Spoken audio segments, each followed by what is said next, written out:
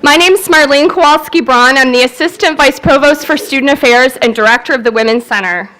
The Grand Valley State University Office of Multicultural Affairs, the Lesbian, Gay, Bisexual, and Transgender Resource Center, and the Women's Center are so pleased to showcase our second annual Intersections event. The purpose of Intersections programs is to look at our complex world through multiple dimensions, including race, gender, sexual orientation, and class status, among others. By examining our identities, we come to a deeper understanding of how they differently situate people in the world, in the economic, political, and social spheres. Our three centers are committed to creating safe spaces for students to explore their identities and to become their fullest selves. We provide services that support them on their personal development, as well as opportunities for leadership and advocacy around issues of social justice. In addition to our three offices, this program is generously co-sponsored by the following: African and African American Studies, Women and Gender Studies, the Division of Inclusion and Equity, the Honors College, the Counseling Center, and the Brooks College of Interdisciplinary Studies. As a reminder, please fill out your evaluations and leave them with us at the end of the program. This program is Lib 100 and 201 approved, and also if you could silence your cell phones, that would be appreciated. In light of the purpose of this program, we could not have a better speaker. While he will be introduced in greater detail in a few moments, I just wanted to express how personally satisfying it is to have Tim Wise with us here today. His work has spanned almost 2 decades and has certainly challenged and influenced my thinking about white privilege and the complexity and connection of issues of oppression. A favorite quote from his book, Colorblind: "Standing still is never an option so long as inequities remain embedded in the very fabric of our culture." His talk today is not only educational, but it's an opportunity for action. At this time, I'd like to introduce Colette Sagan-Beagley, the director of the LGBT Resource Center, and an incredible educator, advocate, and activist in her own right. Please join me in welcoming her.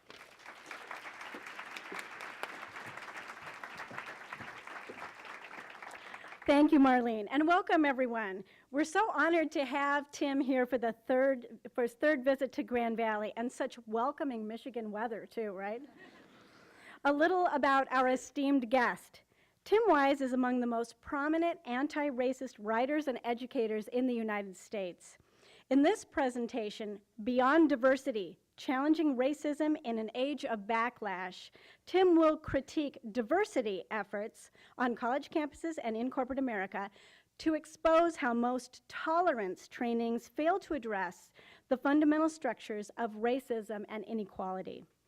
Tim Wise has been called one of the most brilliant, articulate, and courageous critics of white privilege in the nation by best-selling author and professor Michael Eric Dyson of Georgetown University.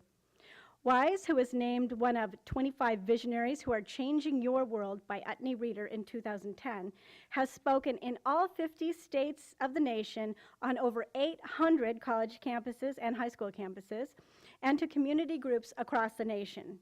He has also lectured internationally on issues of comparative racism, race and education, racism and religion, and racism in the labor market. Wise is the author of 6 books, including the highly acclaimed memoir, White Like Me, Reflections on Race from a Privileged Son, and his latest, Dear White America, Letter to a New Minority, which examines rising white anxiety in an increasingly multicultural nation. His next book, Cruel but Not Unusual, How America's Elite Demonize the Poor, Valorize the Rich, and Jeopardize the Future, will be released in fall of 2013. Tim has contributed essays to 25 books and is one of several persons featured in White Men Challenging Racism, 35 Personal Stories from Duke University Press. Tim has appeared on hundreds of radio and television programs and is a regular contributor to discussions on race on CNN and was featured in a segment on ABC's 2020. He has been featured in several documentary films, including Vocabulary of Change, which is a public dialogue with legendary activist and scholar Angela Davis. Also, Race 2012, a PBS special on race and politics in America, Who is Black in America, which was a CNN special with Soledad O'Brien, and White Lake Me, a feature film exploring his personal biography and political analysis, produced by the Media Education Foundation and scheduled for release in April 2013. Additionally, Tim and his wife, Christy, are the proud parents of 2 daughters. Please join me in welcoming Tim Wise.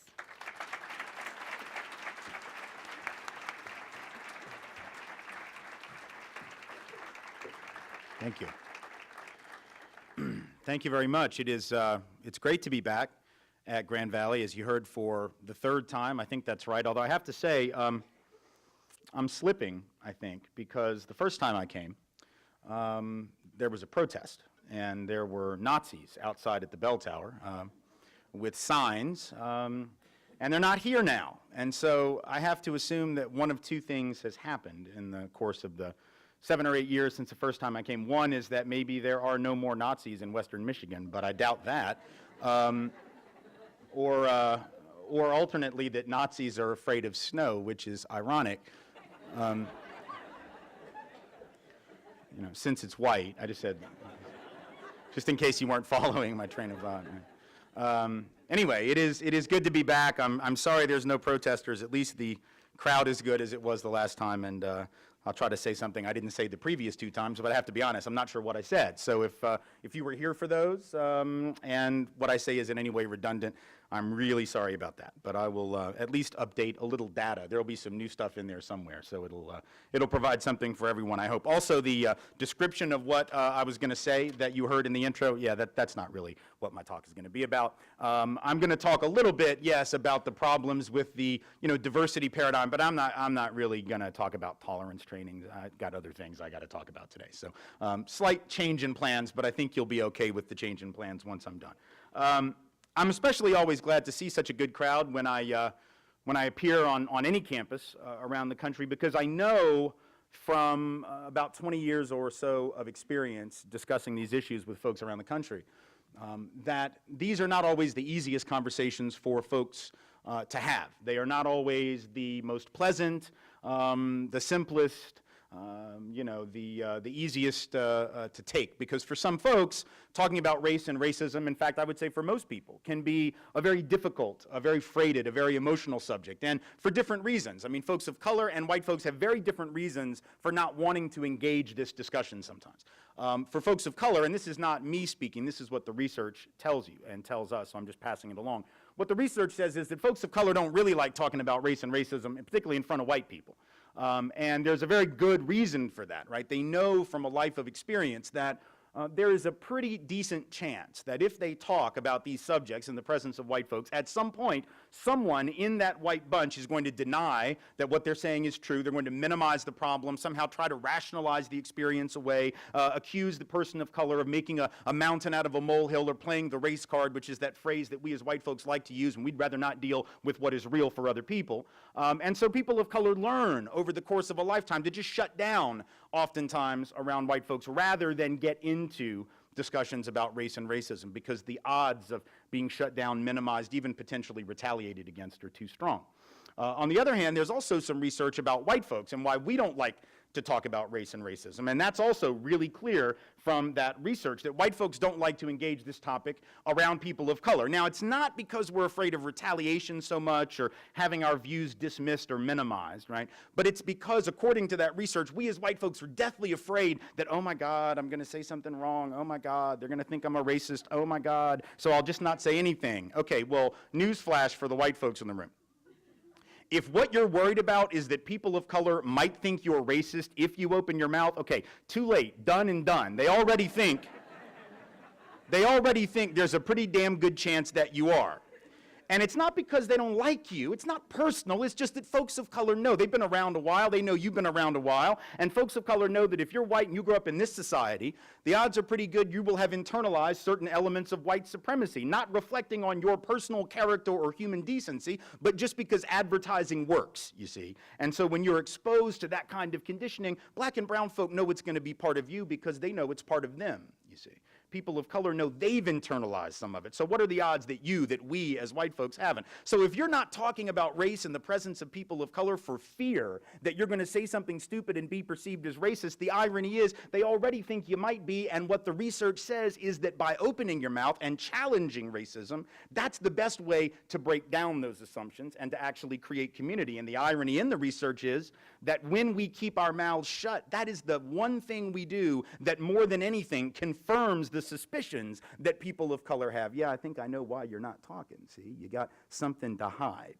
right? So the interesting thing about this kind of topic is that we'd all be better off to just take the chance, take a risk, probably screw up several times, make all kinds of mistakes, but then realize that one lives through those mistakes, and you pick yourself up and you dust yourself off and you try again, rather than shutting down in the name of creating some type of equanimity and community, because it doesn't work. If we don't talk, we're not going to get very far. But here's the problem. It's not just that people don't want to talk about race and racism, it's that even when we do take that risk and take that chance as a country, we tend to speak about these topics in a very narrow way, in a very limited and cramped kind of way, which obscures a lot more than it reveals. There are a few levels at which this is true. The first is that we do tend, particularly on college campuses and to some extent in corporate settings and community groups and government agencies, we tend to talk about it in this diversity framework, right? The one that all of us who've spent any time in and around higher ed know is the predominant paradigm. Let's celebrate diversity. Let's manage multiculturalism. I remember several years ago there was a newsletter that really let me know just how dangerous this paradigm was. It was one of the most popular newsletters dealing with these issues in the corporate world. It was called Managing Diversity, right?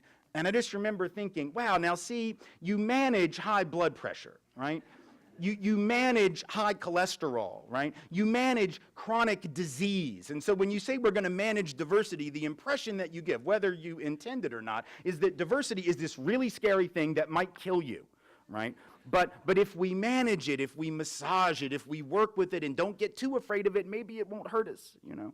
But if that's the impression you're giving, you can understand that, you know, you're sort of in crisis mode all the time. You're not really creating equity. You're not really creating community. You're not really creating justice. So this paradigm, the way that we speak about race, and for that matter, the way that we speak about gender and sexuality and class and any dimension of identity where there is a system of oppression in place, is we boil it down to diversity and we say things like, it's really neat, we're all different, and isn't that cool? Let's just learn about each other, right? The problem with this paradigm, though, is multifold. Number one, when we talk about diversity, particularly on a campus, what do we end up doing? We end up putting all of the focus and therefore all of the attention and all of the pressure, right, on the other, right? Whoever it is that's different from the norm, whoever it is that's not the dominant group, we're going to put all the spotlight on them, all the pressure on them, but we're never going to interrogate the norm, right? We don't actually look at that which is taken for granted. We don't look at that which is considered normal and dominant because we're so busy trying to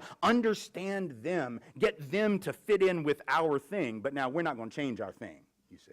Our thing is our thing, and it's going to stay our thing, and if y'all want to join our thing and you can get with our thing and do our thing like we do our thing, then you can be part of our thing. Otherwise, we really don't want to know from you. See, that's the diversity paradigm. We really want to colorize the room the way Ted Turner colorizes old black and white movies. We really want to mix it up and have just a wonderful mosaic of humanity in our classrooms, but our classrooms are still going to be run the way they've always been run. Our institutions are still going to be run very similar, and our culture's not going to change. Now, what does that mean?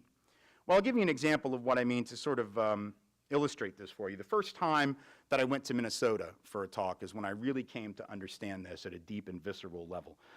Anybody here from Minnesota or have a, yeah, there's always a few. And usually, and sometimes they're very tentative. You were actually quite proud. Your hand went right up, you know. But occasionally, Minnesotans are very nice and earnest people, and so sometimes they don't want to make a big spectacle of themselves. They just go, yeah, I'm from there, you know.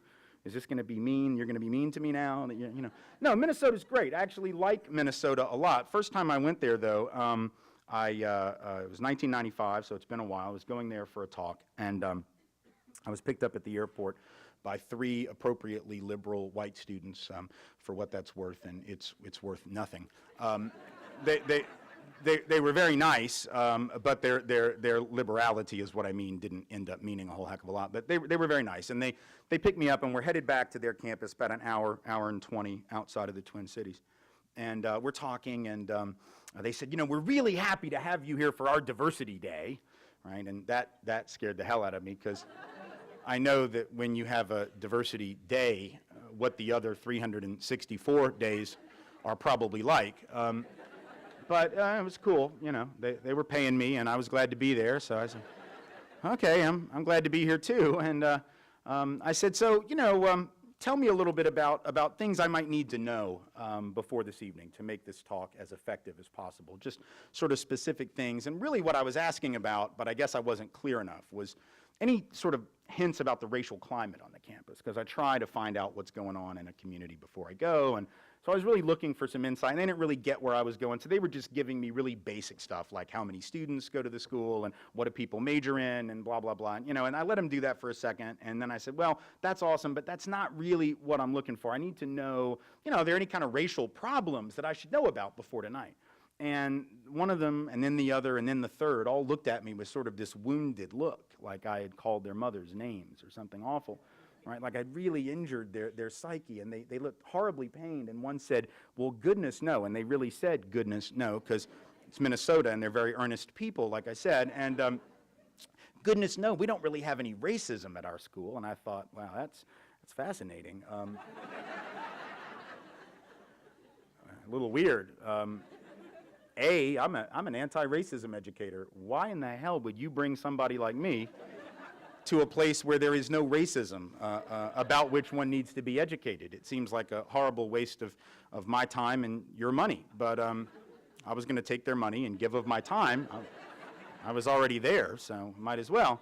But there was another reason it sort of bothered me, right? And that was that I've been white a long, long time. And now, 44 years, but even by then, 27 or 28. So even at 27, right, I've been white long enough to know that when another white person tells me that there is no racism operating in an institution, okay, generally I don't believe them, right? It's like when men tell me there's no sexism, sure there's not, man, of course not, right? When straight and cisgendered folks say there is no straight supremacy or cis supremacy, for those who don't know what cisgendered is, that's the term for those who are not transgendered, just so we're clear on that. When people in dominant groups tell us that there's not a problem affecting non-dominant groups, I generally assume that they don't know what they're talking about, right? No matter how nice and liberal and appropriately progressive they are. So these nice liberal white students promised me there was no racism. I was like, okay, well, how do you know that, And they said, well, it's this thing we've got. I'm like, damn. You've got a thing. And it gets rid of racism. Holy crap. Man, I had been on the road for like 3 months, and my career is going to be done if anybody finds out about this thing. You got a thing? Have y'all told people of color?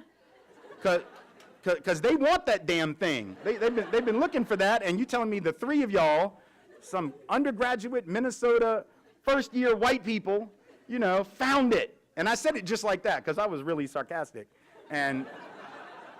But they were earnest and just didn't get it, did not detect the cynicism in my voice at all. They're like, no, really, we have a thing. I said, well, tell me what this is. They said, well, it's sort of hard to explain. It's like this, it's like our motto, it's like our slogan, it's like our culture, it's like our thing. I said, stop teasing, what is it? They said, it's this thing we like to call Minnesota nice, right? You know what, yeah, see, he knows. He's nodding. That's a nice cynical nod, too, because he knows. He knows that this isn't all it's cracked up to be, but by God, white Minnesotans love this thing. And they were high on it, man. They said, Minnesota nice. I said, what is that? That sounded like a bumper sticker, not a thing that gets rid of racism. They're like, well, it's really hard to explain, but like it's sort of, it's like the golden rule. You just treat people the way you want to be treated. I'm waiting for some deeper explanation. I'm not getting any. I'm like, really? That does it? Because that golden rule has been around like forever, and it has never gotten rid of racism any other place. And I said it just like that, and they said, no, really, and I just let it drop. But over the course of the next several months, I had the chance to go back to Minnesota several times, and instead of relying on the wisdom of these very nice and earnest, but nonetheless white students who I wasn't sure necessarily had the best bead on the existence of racism, I decided I'd speak to people of color about it, right? So to get their take, assuming it might be a bit different, right? So over the course of the next several months, I had the opportunity to sit down with activists in the African-American community, Latino community, Southeast Asian community, big Hmong and Vietnamese and Thai and Cambodian population in the Twin Cities, and then ultimately made my way up north a bit and had some conversations with some indigenous brothers and sisters up there. So all these folks of color, I'm asking them about, I said, tell me about this thing called Minnesota Nice, right? And they all rolled their eyes, right? Like they had rehearsed this damn thing. They didn't even know each other, but they rolled their eyes. And it's not one of those like minor eye rolls. It's like one of those where you hear the eyeballs rolling around in the socket, right? And they all went, oh my God, Minnesota Nice is killing us. And I said, really? What does that mean to you? Because I had a suspicion what they might mean, but I needed some clarification. They said, well, you know, first off, we know it doesn't mean anything. We know that people can be outwardly civil and still be undermining us in our jobs or in the classroom. And we've seen it, and we've caught people doing it. So to us, Minnesota Nice might just be some form of passive-aggressive behavior. We're not really impressed by it. But even bigger than that, they said, the other problem with Minnesota Nice is, you see, when you're the target of discriminatory treatment, when you're the marginalized population in a space, in order to get that marginalization to stop, you have to raise your voice above a whisper in order to get heard. And if you raise your voice above a whisper in order to get heard, you will be labeled as what? Not nice.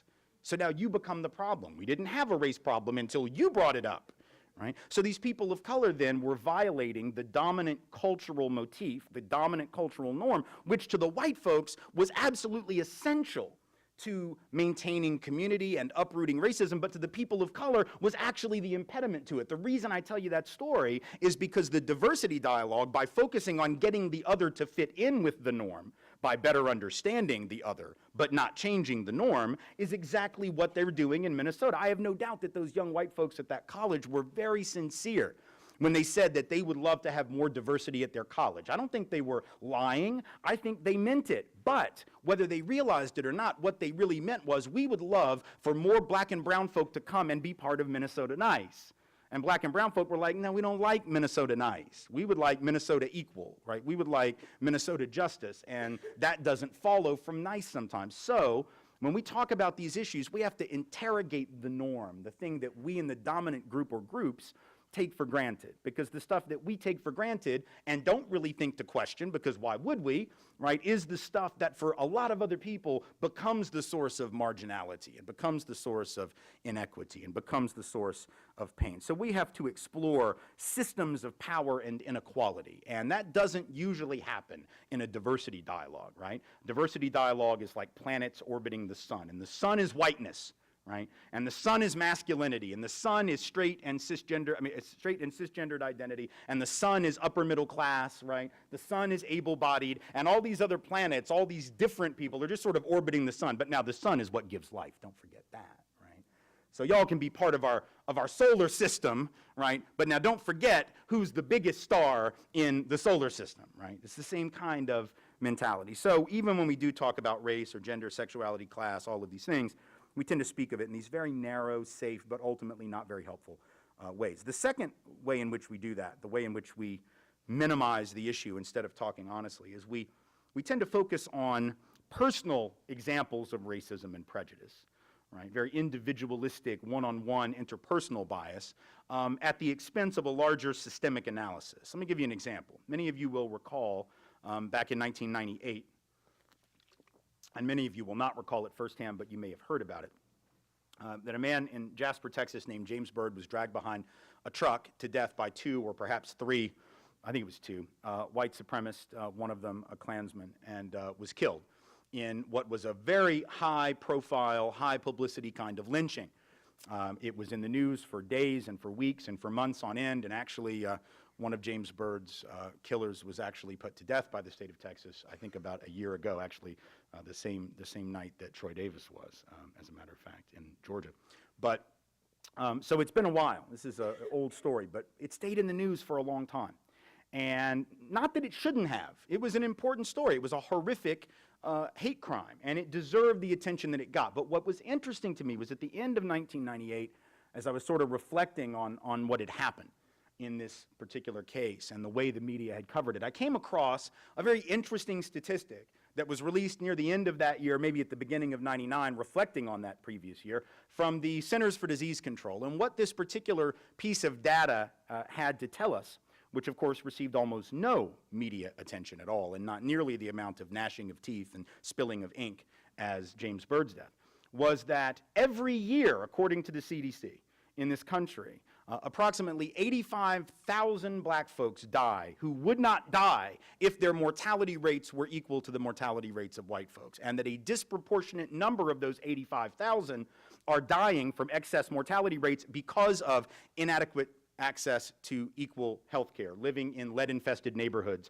living closer to hazardous waste and municipal waste and medical waste facilities. In other words, it is the residue of racial inequity and class inequity combining to create this disparity. Not that we can necessarily lay all 85,000 deaths, but a good portion of those. So literally what that means is tens of thousands of black folk, and other research would tell us thousands more Latino folk, thousands more Native folk, particularly Navajo, who are suffering reproductive organ cancer rates at about 17 to 20 times the national average because of strip mining on their land for uranium by the government in collaboration with private industry.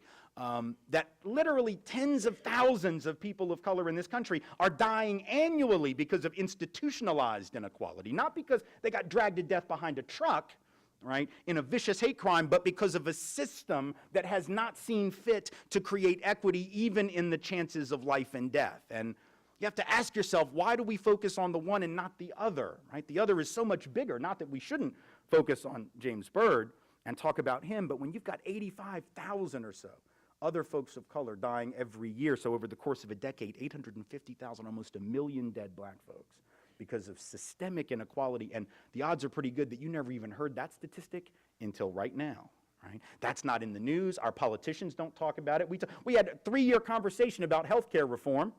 That wasn't part of it. That issue of racial disparity, that wasn't brought up by either side in this debate. That wasn't brought up by either of the major 2 political parties, right?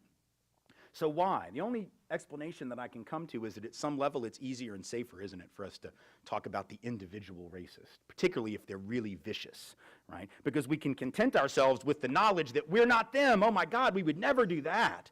My God, tie a black man to the back of a truck and drag him down a dirt road until his head comes off. We would never do that because we're good people. Don't you know? We're not racist, don't you know? We love everybody, don't you know? We have black friends, don't you know? We dated an Asian woman once, don't you know? We have a dream catcher in our rearview mirror and tell everybody that we are American Indian, right? Because that's how ecumenical we are, my God. We're living in this post-racial era. We would never be like that, but see, here's the thing. If you're living in a society that allows, by its indifference and inaction and its silence, tens of thousands of people of color to die every year, you're part of that.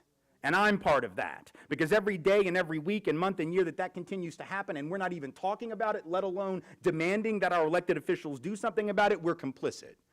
And that's a lot scarier, right? Because we can't get out of it the way we do with the death of James Byrd. There are other examples, more recent, Trayvon Martin. On the one hand, perfectly understandable that people would become enraged by the death of this young man who was, regardless of what the facts may ultimately tell us about the conflict and the interaction that he had with George Zimmerman that night approximately a year ago. One thing we do know is that there would have been no conflict at all had Trayvon Martin not been seen as dangerous by George Zimmerman. And if you know from his previous history of calling the police in that community that he only called them on black people, and he called them on pretty much every black person he saw, including a 9-year-old black boy a few months before that incident.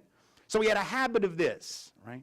And if it weren't for his personal racial profiling of Trayvon Martin would be alive and George Zimmerman would still just be a wannabe cop instead of getting ready to face charges in court.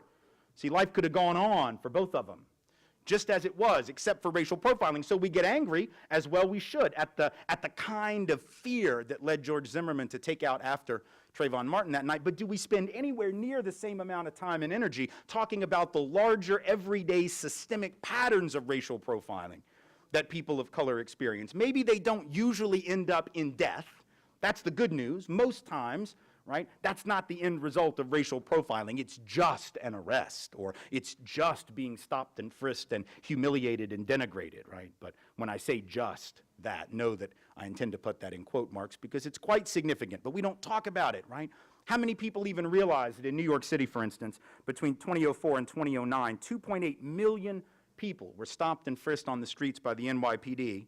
88% of those were people of color. Less than 6% of the people stopped ultimately were arrested, which is to say that less than 6% of the people stopped had actually done anything that could get them arrested. So this wasn't a crime control technique, because if it is, hell, you could just roll dice and just throw darts at a board and just get a better rate than 6%, right? They're just stopping any person of color that they can. Less than 0.2% resulted in the confiscation of any weapon. That was their rationale. We're looking for weapons. Well, you're not finding very many. Less than 0.2% of all stops. Only 2% or fewer of all stops resulted in any drug confiscation. And by the way, the odds of getting a hit for an illegal gun or for drugs were actually higher among white people they stopped, right? In other words, the hit rate, which is what they call it, right, the actual percentage of stops that result in an actual arrest or evidence of wrongdoing, higher by about 20% to 25%, depending on the year, for white folks than for black folks and Latinos. But they kept stopping black folks and Latinos, even though they were less likely to have the stuff on them. What does this have to do with crime control? Nothing. What does it have to do with social control? Everything. And we get upset about Trayvon Martin, as we should. We get mad, perhaps, at George Zimmerman, as we should. But we forget that there is an entire police force in that city, and there are police forces all around this country who are being either instructed to do exactly that same thing, short of pulling the trigger, and even then they do that sometimes too, right? Or if not encouraged to do it, we have folks turning their back, casting their gaze elsewhere, and not thinking about it as it happens on our dime, with our tax dollars, and with very little overall protest. So that is the institutional process that we ignore on behalf of an individual analysis. And then the final thing we do that confuses the dialogue. First thing is diversity rather than equity. Second thing, personal rather than institutional examination. The third thing is that even on a good day, when we talk, most of us in this country, about racism, even on our best of days, the best we accomplish is we might be willing to talk about how bad it is to be the victim of discrimination. We might be willing to listen. We might be willing to hear. We might talk about the downside of racism. So we might, for example, acknowledge that housing discrimination, roughly 2 million cases a year, according to both private and government studies, at least 2 million, perhaps more, that's horrible. We might acknowledge on a good day that racial profiling, not just of Trayvon Martin by one wannabe cop, but by actual cops with actual badges and actual guns and the authority of the state, we might actually on our good days acknowledge how terrible that is.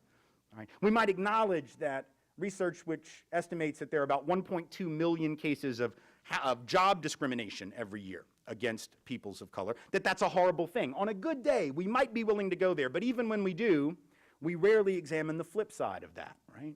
Because you see, every equation has two sides to it, and in this case, we look at the down, we don't look at the up. What do I mean by that? Very simple, right? If there are 2 million people of color who are discriminated against in housing every year, whether it's mortgage loans, whether it's apartments they're seeking to rent, by definition, what does that mean for me as a white person in this country? What does it mean for those of us who are white? That means 2 million more places we can live, you see.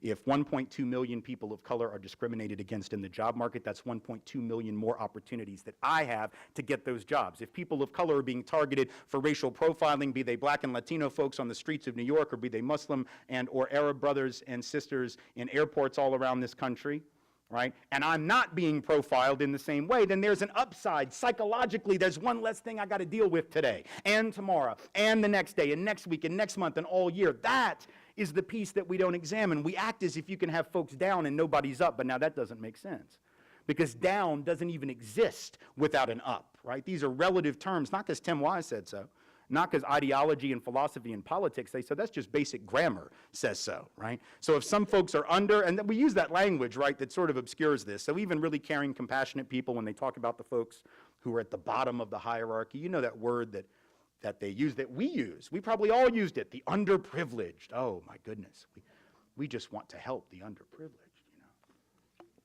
We want to feed them, teach them to read, build them a house, do all these wonderful things for the underprivileged. By the way, all of those things are nice, and we should do them.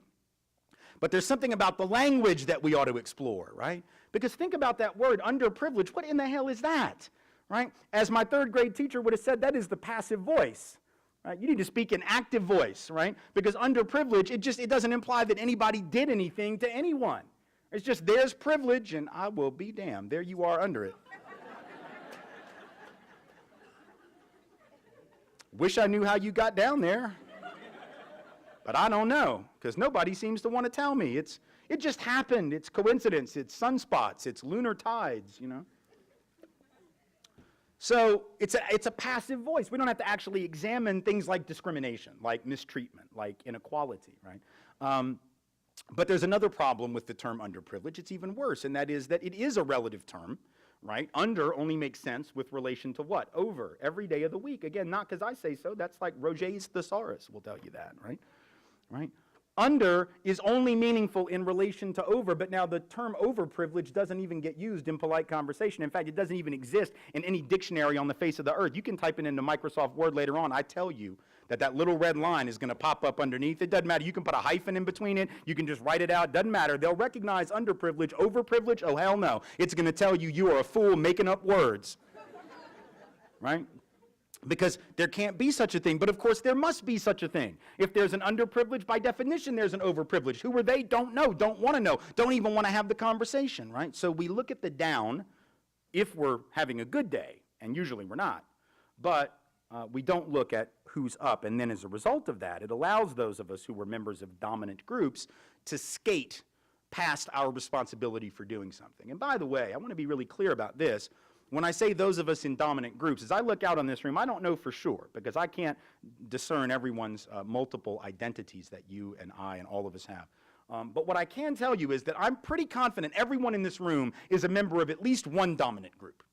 Right? Most of the time, we're a mix, right, of dominant and subordinate groups. So a person might be a person of color, but if they're male, they receive certain benefits and privileges from patriarchy. Or they may be straight or cisgendered, and they receive certain benefits from straight and cis supremacy. Or regardless of our other identities, like if we're able-bodied, as most of us, as I look out into the room, appear to be at least temporarily, because if we live long enough, the odds are pretty good we'll all suffer some type of disability or infirmity. But for those of us who are able-bodied, even if we're members of subordinate groups in every other category, that gives us certain advantages over the disabled, right? A, we don't have to worry about being discriminated against on the basis of disability, which is a common thing.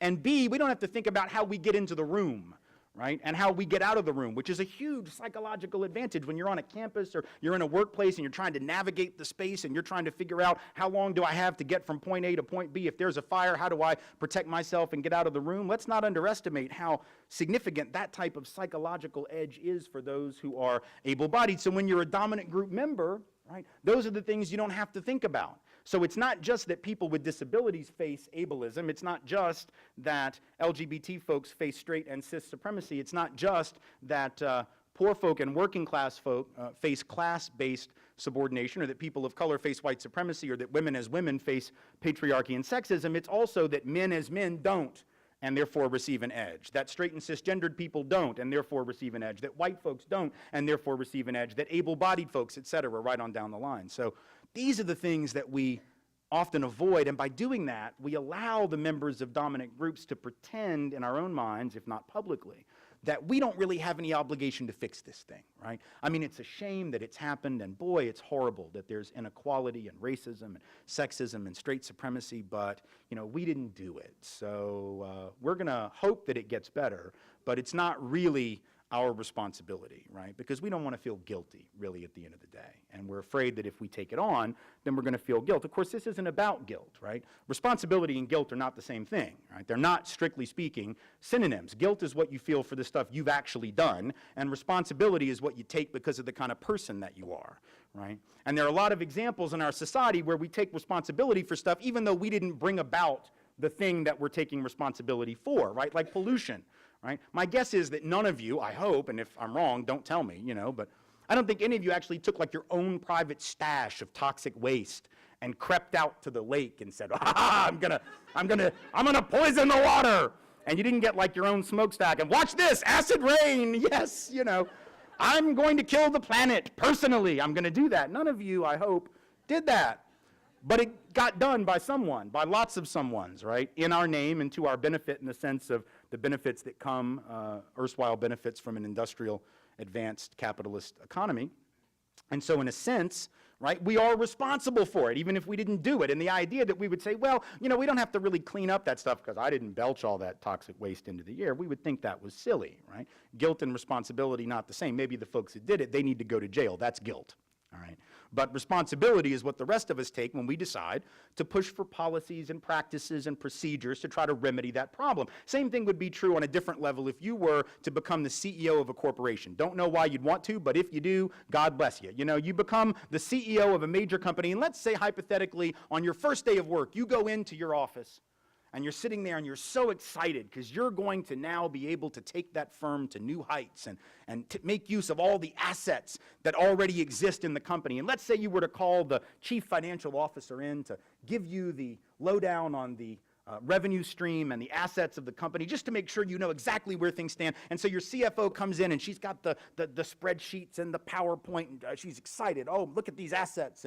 And you're sitting there, the CEO now, all these assets were developed before you got there. All this revenue stream and all this profit was created before you got there. So you don't deserve any credit for it. Oh, but now by God, you're going to use it, right? You didn't do it. You didn't create the wealth, but by God, you're going to take advantage of it. Now, what would happen if you were to say to the CFO, because you know what she would have to do next, is she'd have to show you the other side of the ledger, the debt side, right? Like the loans that the company had taken out to expand the company or to hire new people. They'd have to show you the outstanding debt because that's part of your balance sheet. Now, if you're the CEO, would it make any sense for you in that moment to say, oh, yeah, wait, don't waste my time with that. The outstanding debts that I wasn't here. I didn't do that. That was that last CEO. Well, you should have gotten that last CEO to pay off the debt. I'm innocent. I'm new. I wasn't here. I didn't do it. So I'm not going to pay those. I'm going to use the assets that you all had before I walked in the door, but I'm not going to pay the debt. And they would walk you to your car. They would confiscate your key, and you would be out of a job because we would understand, wouldn't we, at least in theory in the corporate world, that one is supposed to pay one's debts, right? I know that's the theory, and in the last 5 or 6 years, we've sort of gone away from that theory, and folks actually are managing to get public subsidies even when they don't pay off their debt and even when they engage in all types of criminal and unethical behavior. But I'm just talking about the theory now, about what's supposed to happen. We understand that ethics demand that we not only take advantage of whatever assets we may find, but that we do so in a responsible way, which means taking care of the downside of that history. And here in this country, we've inherited an awful lot in that regard. Right now, for instance, the typical white family in the United States, and I do not mean by this the typical white family in the top 1%, I mean the typical, the median, the midpoint, half above, half below. The median white family in the United States has 22 times the net worth of the median African-American family, about $102,000 more in net worth on average than the typical black family, about 15 to 18 times more than the typical net worth for the median Latino family, right? And this isn't because we as white folks have worked harder. It's not because we've prayed harder, God knows, and it's not because white folks have some like superior investment wisdom that people of color are lacking. I mean, if there's nothing else that you've learned in the last 5 years of global economic meltdown, please write this down, okay? A handful of rich white dudes can lose a hell of a lot of money, right? And they can do it without any help from black people. Amazing. Right? They can do it with no help from Mexicans, be they documented or not, right? No help from Asian Americans, indigenous people, just a handful of the smartest, highest SAT getting business degree having Wall Street working white men who you know got to be smart because how else could they make all that money? Why, you've got to be a genius to make billions of dollars. You have to be a genius to make hundreds of millions of dollars creating nothing of value at all, just moving paper around. That takes skill. Or an amazing lack of ethics, right?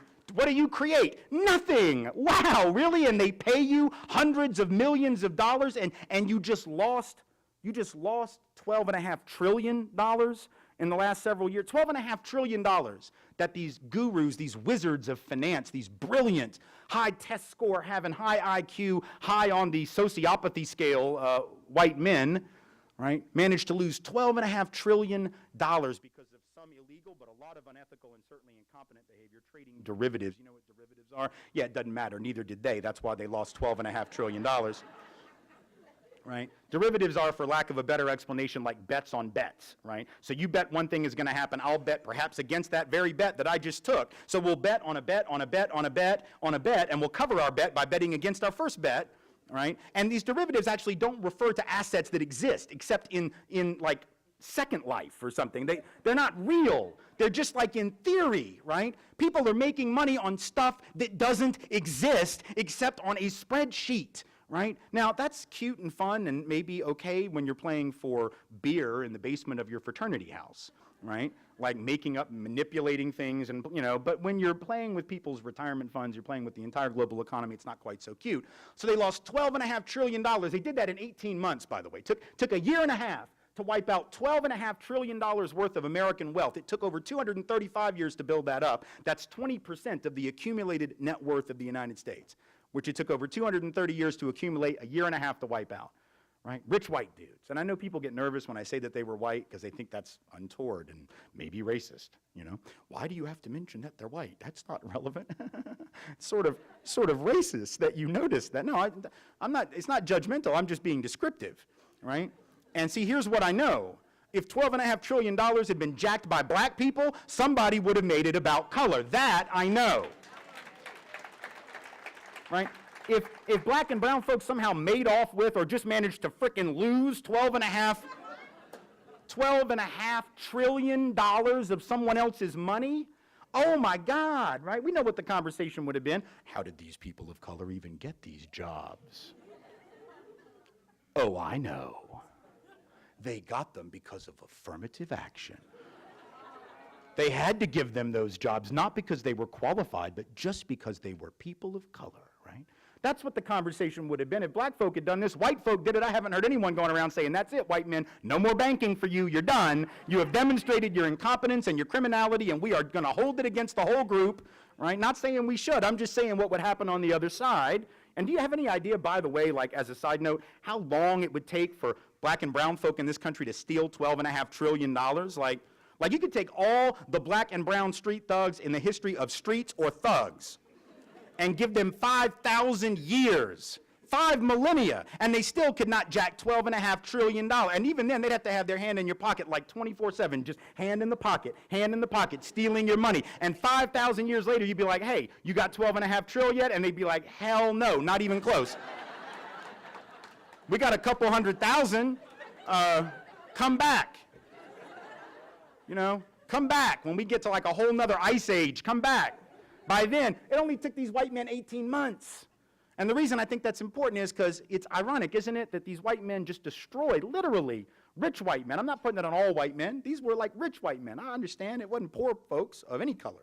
It wasn't working class people. Working class folks don't have enough power to destroy the global economy. Only rich folks do, and really with a white-dominated global economic environment, and certainly in the West, only white folks do. Rich white men, because of patriarchy. So these rich white men do this, and yet we are still more afraid of a black or brown male crossing the street in our direction wearing a hoodie, right?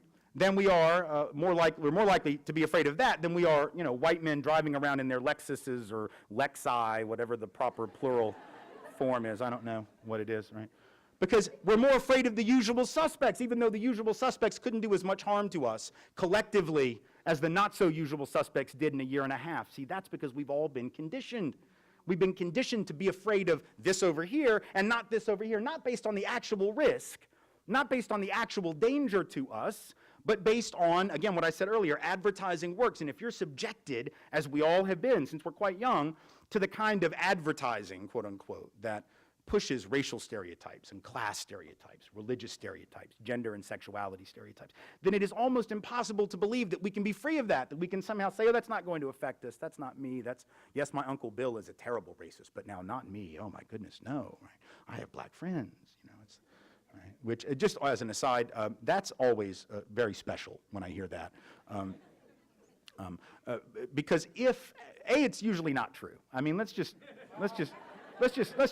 cut the bullshit. I mean, and I know it's not true because, when white folks ask me that or tell me that, most of the time, first thing I will do is I will say, oh, name them. And by that I mean first and last name, because anybody can come up with Jamal on the fly. I need a last name. I need to know Jamal's mama's name. Because, see, I know I know all my friends' parents' names. Like, I know where they grew up. I know about their life. And I sure as hell have their phone number in my phone. So then if I ask his wife, well, really, can you call one of your black friends or maybe just text them? Right? No, I don't have them in here. Yeah, because you're lying. But here's the bigger point. Let's say that the folks who say that really are telling the truth. They do have black friends. Maybe they got lots of black friends. Maybe they hang out with black people, and that's supposed to insulate them from the possibility that they could be racist, that they have friends of color. Okay, if that is really a defense against the charge of possible racism, then by definition, heterosexual men couldn't be sexist, right? Because we could all say, whenever we were accused of it, we could say, what do you mean sexist? I date women. I'm married to a woman. I love women. I've always loved women. How can I be sexist, even as I ogle women's breasts and even as I make sexist comments? My God, I'm straight, right? That's not a defense against the charge of sexism, and yet we act as if it is a defense against the charge of racism just because of our personal affinity network, right? Even if it's true. This is a systemic thing. It doesn't even matter if the answer to the question is, are you a racist? I'm not interested in that. That's why I said at the outset, we need to differentiate between the individual and the collective. I'll take it for granted that I think most people are pretty good folks. I actually think most people don't want to hurt people. I actually think that most people don't want to oppress people. I actually think that most of us want to get it right. And I think that most of the time we try to get it right. But if we're not having an honest conversation about what that means and what right would look like in our institutional spaces, then it shouldn't surprise us that we get it wrong, particularly when being a member of a dominant group, it's so easy to miss the things that other folks see. And not just now in 2013, but historically. I mean, see, it's one thing, I think, for white folks in 2013 to say that racism is not really a problem anymore for people of color. I mean, I think that's wrong, of course, right?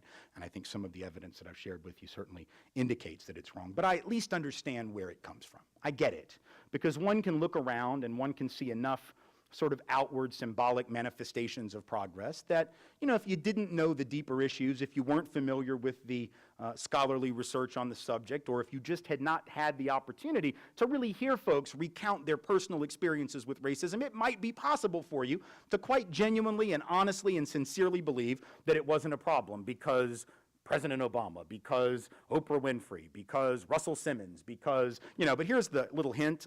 When you can name all the really powerful black and brown folks on a couple of hands, you know that that is the exception that proves the rule, not the one that disproves it, right? Right? You understand that, right? So there have always been individuals at every point in American history, no matter how oppressive, who were able to rise to the top of their chosen professions. Madam C.J. Walker was the first African-American millionaire in this country. She became a millionaire selling beauty products, cosmetics that white cosmetic firms didn't see the need to manufacture, market, or distribute, right? So good for her. But let's remember when Madam C.J. Walker became a millionaire, 1911, which on balance was not a good year to be black in the United States of America. The fact that she was able to, quote unquote, make it would not have made it okay for white folks to say, well, now Madam C.J. made it. So what the hell's wrong with the rest of y'all? If she can do it, anyone can do it. We would understand that systemic inequity does not go away because of individual accomplishment. Same thing with the President of the United States. It's very easy, I suppose, for folks, white folks, but also some people of color, you know, in the aftermath of President Obama's first election, to really believe not only that it was meaningful, which it was. I'm not saying it wasn't, you know. If John Lewis, who has shed more blood and tears for this country and equity than just about any living soul in the civil rights struggle and since, tells us that it's an important moment, we are, trust me, in no position to contradict him. So I'm not saying it's not meaningful. But we have to understand what it does and doesn't mean. And a lot of folks took it to mean more than it did in a way that we wouldn't do in other countries. Like if I were to say to you that women and girls in Pakistan now have fully equal opportunity. And this I know because Benazir Bhutto, a woman, was elected head of state in that nation not just once but twice. First in the late 1980s. We still haven't had a female head of state in this country. But Benazir Bhutto was elected twice. Now, of course, she's been assassinated since, so clearly the love was not felt by all. But the fact that they've had a female premier, or the fact that Israel or India or Great Britain or the Philippines all have had female heads of state. But if I were to say to the women in this room, you know what you really ought to do if you want equal opportunity is to pack your bags and move to Karachi, right? I have a feeling every one of you in here, every woman in the room would, no, I don't think that's the solution. I mean, I'm fairly confident that my 9-year-old girl who knows nothing about anything in Pakistan, Israel, India, Great Britain would still not, no, Daddy, I think that's wrong. And And I'll get back to you on why, but I'm fairly confident that that's wrong, right? We understand that individual success and accomplishment, even at that level, wouldn't tell us anything about gender-based oppression, about male domination and patriarchy in those countries, but we really want to believe it about our, now I get it. Again, it makes sense, even though I think it's wrong. But what's scary and what I really want us to think about, and then relate it back to the campus setting, right, is that even when oppression is blatant, right, we might say it's more subtle now, to some of us it's easier to miss, but even when it was blatant, like the early 60s, right, if I were to say to you, do you think that people of color were treated equally in the early 60s, right, prior to the Civil Rights Act even being passed, or prior to the Voting Rights Act, or the Fair Housing Act, which wasn't passed until 68 and actually had no enforcement mechanisms until 88, just so you know, right? If I were to ask you, do you think, for example, black folks were treated equally in housing or education or employment in 1963 or 62, my guess is everyone in the room, regardless of your politics, regardless of your ideology, regardless of what you may think about the existence or non-existence of racism in 2013, every one of you would say, oh yeah, 50 years ago, oh my God, it was terrible, right? It was awful. Well, you know, it doesn't take a lot of courage, does it, to acknowledge that we were an apartheid state? It doesn't take a lot of courage. It doesn't take a lot of courage to acknowledge that we were a formal system of white supremacy. I know we don't use that language because we do not believe in honest language, but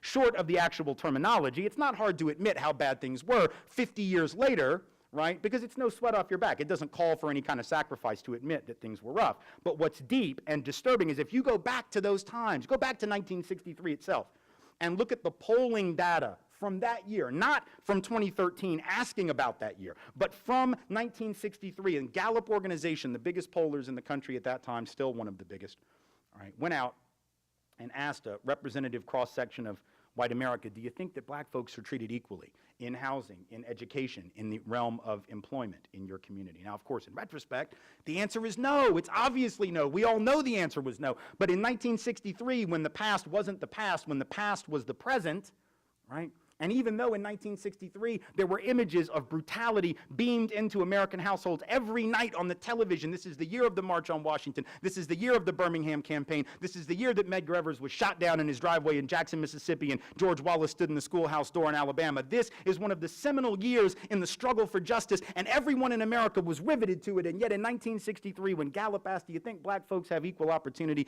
2 out of 3 said yes. In 1963, 2 out of 3. In 1962, Gallup asked, do you think black children have just as good a chance as white children to get a high-quality education? Now, we know the answer 51 years later. We know the answer was no. This was only, 8 years after Brown v. Board got rid of separate but equal, but long before any school system had actually moved to implement the strictures of that decision. So we know the answer is no. But in 1962, when Gallup asked that, 85 out of 100 white folks, almost 90%, said yes, black children fully equal opportunities with white children. What does it mean that otherwise decent, because like I said, I think most people are decent and caring and compassionate and want to do right by other folks. What does it say that basically decent, and I'm assuming reasonably intelligent, at least functional human beings, right, are able to look at what's going on in their society and so incredibly miss it? What does it say? Not in 2013, where I get it. It's a little more subtle and it's a little more covert sometimes. But even when it was blatant, 85% of white folks were like, huh? Racism? What? Why are these black people marching? What's wrong? Why are they mad? What? And that dude right there, why is he having a dream? Why is he dreaming? Everything's good in America.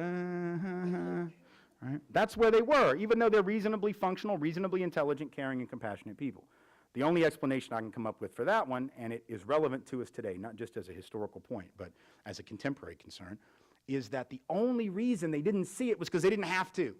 Right? To be white, you didn't have to know folk of color's reality. You didn't have to know what they actually experience. And I'll tell you this, no matter how much you think has changed in 50 years, and I'll acknowledge a lot of things have, but no matter how much you think has changed, that has not. Right? People of color still don't have to, white folks still don't have to know people of color's reality, right? Because if we don't know it, what's going to happen to us? Is there a penalty? Hell no, because it's not going to be on the test. And by that I mean whatever test you got to take to graduate from high school, get into college, grad school, med school, law school, business school, any professional certification for any career that you may want to have, any gig that you want. When you get out of school, you're not going to be asked to know people of color's truth in order to be deemed competent. Hell, you can decide to teach in a black community. You can decide to teach in a Latino community. You can go teach on a reservation Native children. And are you going to be required as a condition of getting that gig to actually demonstrate that you know anything about their history, their culture, their experience in the school system? No, you will not. In fact, people will pat you on the back, Jack, just for being noble enough to do it. Oh my goodness, you're going to go work with those children? That's awesome. Do you know anything about them? No? Well, what's to know? Right? Somebody's got to do it. We don't have to know anything about them. Really? Right? You want to be a physician? In what we call an underserved community, more of that passive language. Their service, there you are under it. Don't know why or how, or, you know. You want to go work in an underserved, that is to say, oppressed and marginalized community? Great. God knows there's a lot of communities in need, whether they are communities of color or working class and low-income white communities all around the United States. But are you going to have to demonstrate that you know anything about their culture, community, history, or in the case of people of color, their very specific experiences with the medical industry and healthcare professionals in this country? Because if you don't know that history, it's going to be very hard to create rapport as a physician with patients who are racially, ethnically, or culturally different than you, because you won't have trust, and there's a reason for that. There are historical antecedents to and precedents to their experiences, which if you don't know them, right, you won't be able to do a very good job. And yet that's not going to be on the test. So white folks get to remain sort of stone cold ignorant about people of color's experiences. Now, people of color don't get the same luxury. Right? People of color got to know white folk stuff. Right? They have to know the stuff that we think is important. In fact, they have to